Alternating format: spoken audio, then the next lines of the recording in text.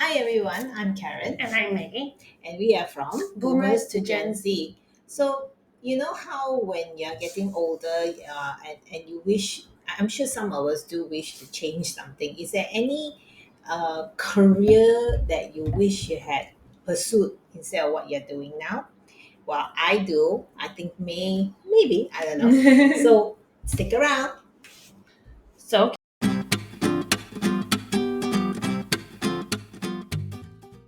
Karen, you said you do. Yeah, So, if you could redo your career, and Karen is a very career focused woman, so this would be a big answer. big answer, very, very big answer. What would you do? So I did a. I think I would have loved to become a doctor. Okay. Uh, so I did an ikigai. You know what's an ikigai? Mm-hmm. So it's this Japanese version of finding your calling, your passion. So if I'm not wrong, you draw up what you're good at doing, what is your passion, and what else, your skill set and things like that. So I'll send some links on the ikigai for you guys if you're interested. Because we all want to do things that is meaningful and yet brings us a lot of pleasure. And I realized that now at 50 something, I actually love helping people through things. So now that I can't, it's a bit too late for me to study to be a doctor because I'll be 80 by the time I graduate to be a doctor.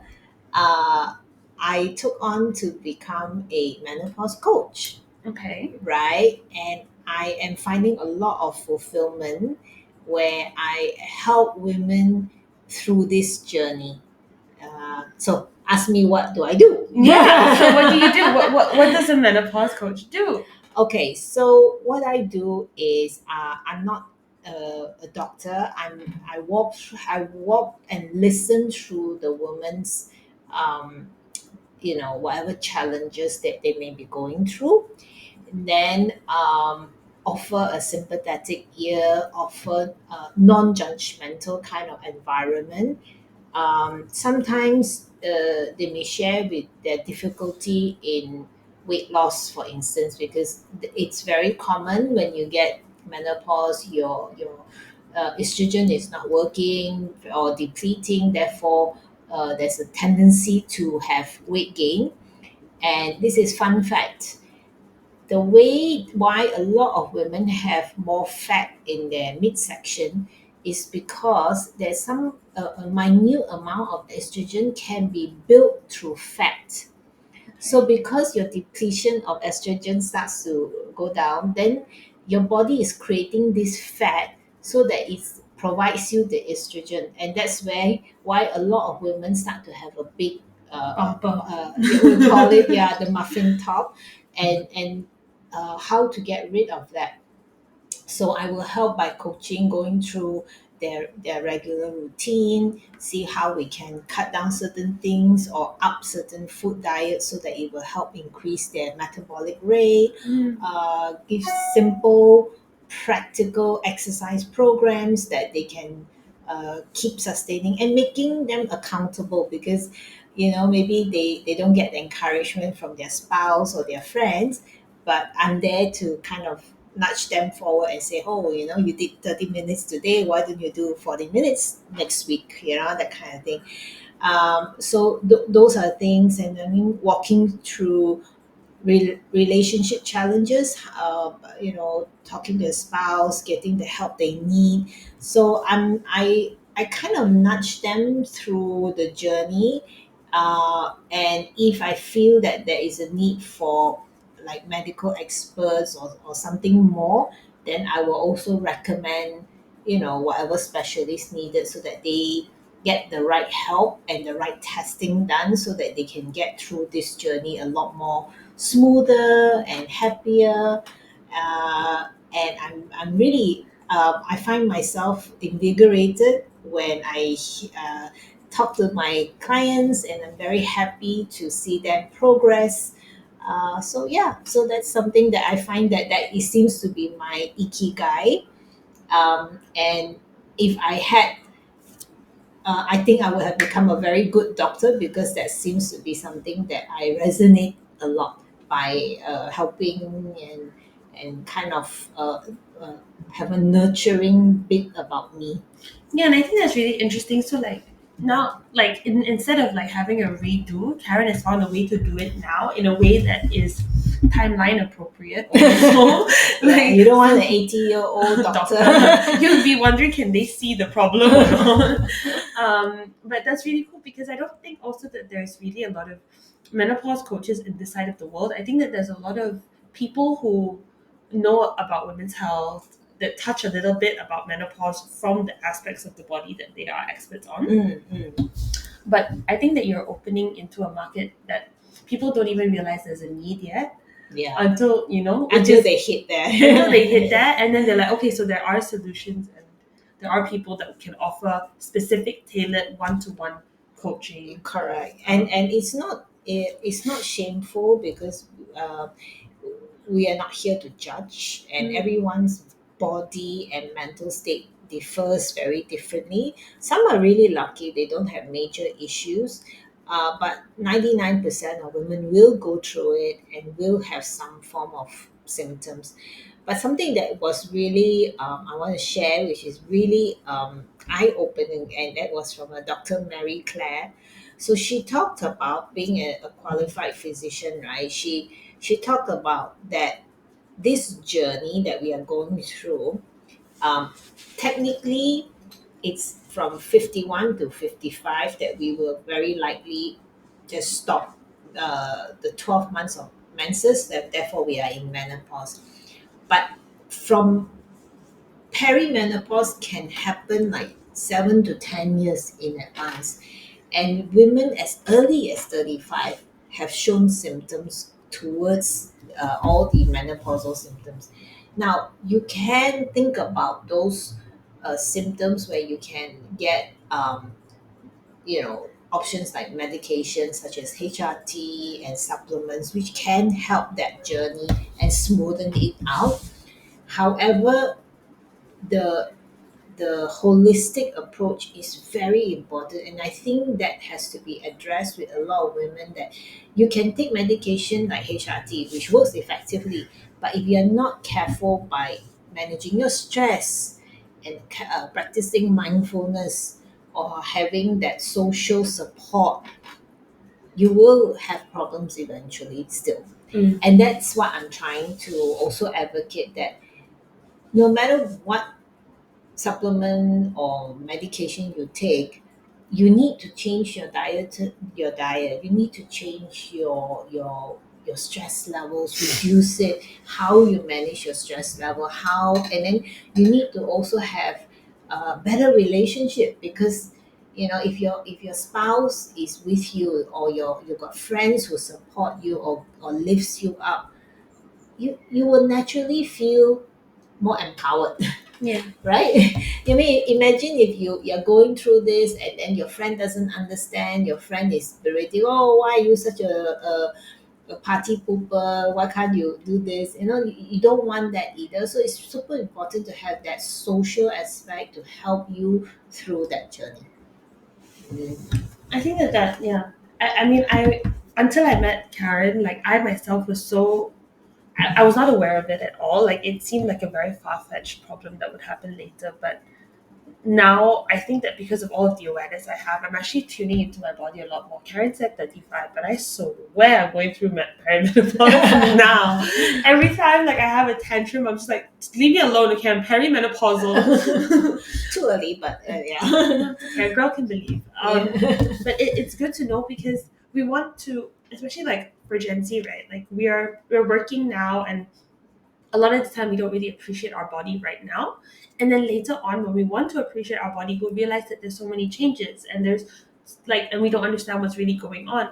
So at least by doing this, we know how to appreciate our body and the things that we need to start doing now to make sure that Yes. we're able to keep our body healthy when we get to those phases. You know, like we see people like Anne Hathaway. Sorry, I just watched her movie. But when we see her, like we're like, how are you so flawless? Like until now, they must have secrets, and of course, millions and millions of dollars of Whatever But treatment they have, yeah. but still, there's definitely like little things that we can do or be aware of, Yeah. to make sure that our body and our mind keeps us going, so that when we're done working, we can really enjoy things Yeah. without feeling weak. Exactly. But I want to clear this myth that menopause only happens in old people. Mm. So the version of old to the young generation is like the minute you hit 45 to 50 is old, and it's not. The thing is, it is a problem that is exacerbated due to hormonal imbalance. And what we are feeling, and hormone affects every organ in our body, from our brain, our heart, our vagina, our liver, everything. And I uh, I never had issues with cholesterol and fatty livers, and the minute I hit menopause, I started to have this issue, and I realized that because there is things that we cannot eat so much of, because somehow estrogen helps to the hormone helps to digest all these fatty liver and all that, and I realized that now I really have to be very mindful of what I eat. I will still indulge, but indulge less, and work around the diet. So this is something that I think, you know if you practice healthy living at a younger age, and taking your supplements and your diet well, and all those things, a diet as in eating healthy, you you will more likely than not suffer less as you have these perimenopausal symptoms. And that's something that you may overlook because you're young, you're beautiful, and you think that it was never happened to me because I'm still got plenty of time. I'm here to tell you, time flies really fast, and your body can only take on so much abuse and neglect, that after a while it'll come and bite your bum bum. Yeah.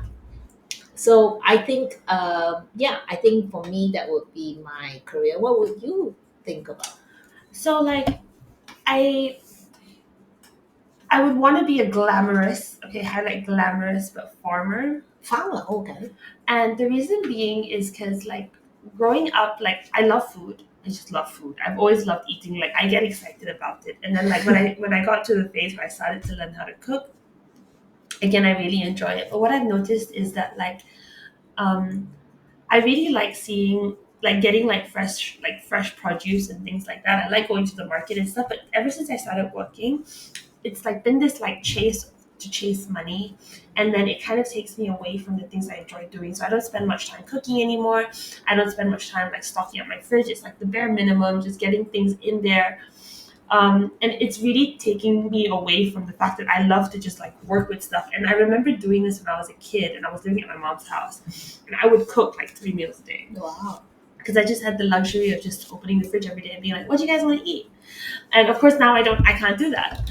Um, I'm really interested in how, like, what I've noticed, and I saw this in the news recently, but like a lot of the time when we get our produce into our supermarkets, a lot of it goes to waste because of the duration for it to get from where it's coming from to our lovely trays in the supermarket. Yeah. So there's a lot of waste. And in countries like in Asia, we can grow so many types of vegetables here. In the UK and stuff, you have very limited leaves, but in Asia, we have a lot more leaves actually that we can eat. Yeah, we're lucky that way. Yeah, we have all our kangkong, Yeah. our pak choy. Like, we have lots of really good Yeah. leaves. And it's just been like an interest for the longest time. Like, how do you connect users directly to farmers? Like, if you think of it as in a grab kind of way. And I'm really interested about these things, and I'm kind of like actually waiting for the right time, maybe in my 40s, when I can start to tap into it, because I'll probably need a little bit more funds to tap into this.